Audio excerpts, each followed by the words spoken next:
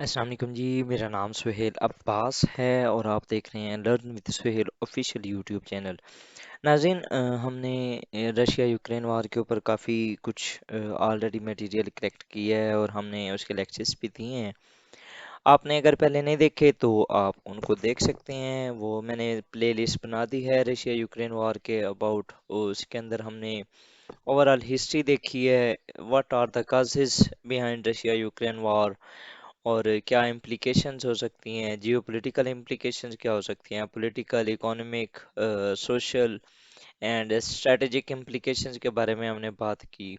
उसके अलावा जो सैंक्शंस लगी रशिया के ऊपर, हमने उसके बारे में बात की। और ओवरऑल उन सैंक्शंस ने क्या कोई काम किया, क्या उन्होंने नील डाउन किया रशिया को, या क्या उन्होंने बैक डाउन किया रशिया को फ्रॉम इट्स ओवरऑल जो इन्वेजन थी।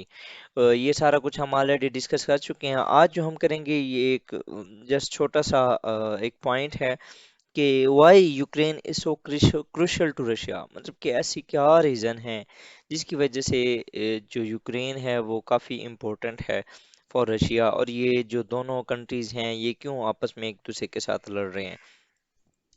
तो अगर सबसे पहले देखा जाए तो अकॉर्डिंग टू मल्टीपल जो पॉलिटिकल एनालिस्ट हैं और ख़ास तौर पे एम्बेसडर रियाज खोखर साहब, उनके मुताबिक जो रशिया है, सॉरी यूक्रेन है, वो एक बफर स्टेट रहा है between Russia and the waste.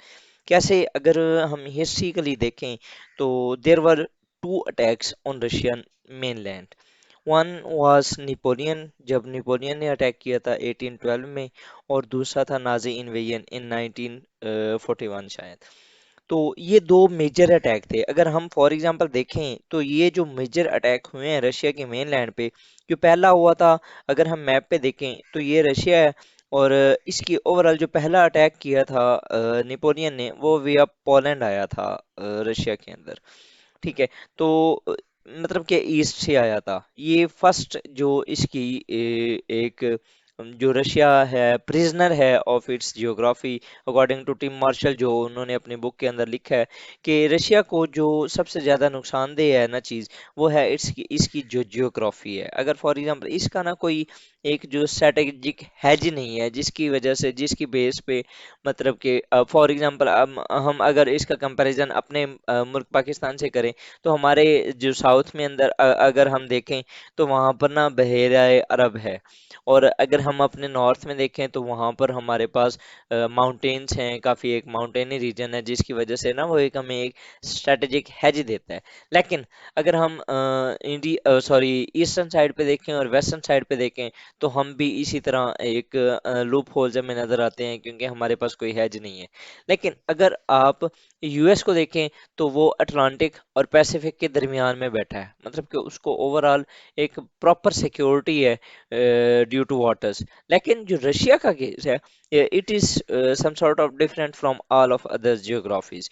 मतलब कि इसके ऊपर वाली साइड पे तो इसे मिल जाता है आज, ठीक है, नीचे वाली साइड पे भी मतलब कि इसके जो फ्रेंडली कंट्रीज हैं ऑलमोस्ट, जिनको ये अपना as a younger brother consider करता है, वो हैं, और प्रो रशियन कंट्रीज हैं।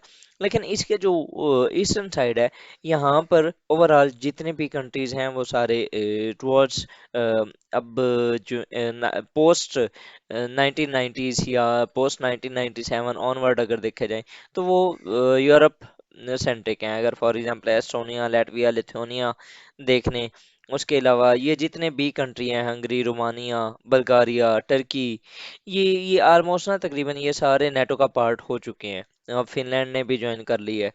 ठीक है। तो ये सिर्फ यही दो कंट्रीज हैं, बेलारूस और यूक्रेन, जिनकी बेस पे जो कि एज ए बफर काम करते हैं towards Russia and the waste.